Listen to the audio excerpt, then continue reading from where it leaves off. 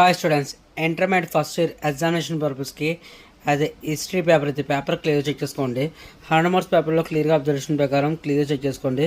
First almost 10 × 1 = 10 marks అని చెప్పేసి 1 mark questions అవుతుంది.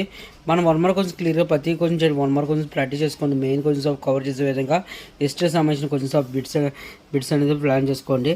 నెక్స్ట్ 15 to 30 మార్క్స్ అని చెప్పేసి ఈజీ కవర్ చేసే విధంగా చాయిస్తో కవర్ చేసే విధంగా ఇవ్వడం జరుగుతుంది. ప్రతి కొంచెం చెక్ చేసుకోండి. ఎగ్జామినేషన్ వరకు మన యూజెస్ పర్పస్లో కీ పాయింట్స్ అనేది క్లియర్గా చెక్ చేసుకోవడానికి ఉపయోగపడుతుంది.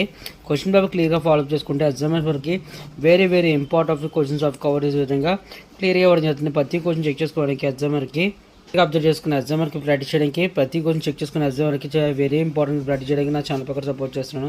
క్వశ్చన్ పేపర్ క్లియర్గా ఫాలోఅప్ చేసుకోండి. నెక్స్ట్ అదర్వైజ్ 9 × 4 = 36 మార్క్స్ అని చెప్పేసి పడుతుంది. ఈ 36 మార్క్స్ ప్రాక్టీస్ చేయడానికి మెయిన్ ఇంపార్టెంట్ కవర్ చేసే విధంగా అయితే 4 మార్క్ క్వశ్చన్స్ అనేది very important questions of you అయితే క్వశ్చన్స్ కవర్ చేసుకుని ఎగ్జామ్ వరకు ప్రాక్టీస్ చేసుకునే విధంలో వెరీ ఇంపార్టెంట్ ప్రాక్టీస్ చేయడానికి.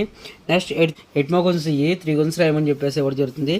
క్లియర్గా అబ్జర్వేషన్ చేసుకున్న ఎగ్జామ్ వరకు వెరీ ఇంపార్టెంట్ ప్రాక్టీస్ చేయడానికి 3 × 4 = 8 24 మార్క్స్ అని చెప్పేసి అవుతుంది. ఎగ్జామ్ వరకు వెరీ ఇంపార్టెంట్ ప్రాక్టీస్ చేయడానికి మెయిన్ ఇంపార్టెంట్ పేపర్ కీప్ వచ్చిందా మై ఛానల్. Thank you.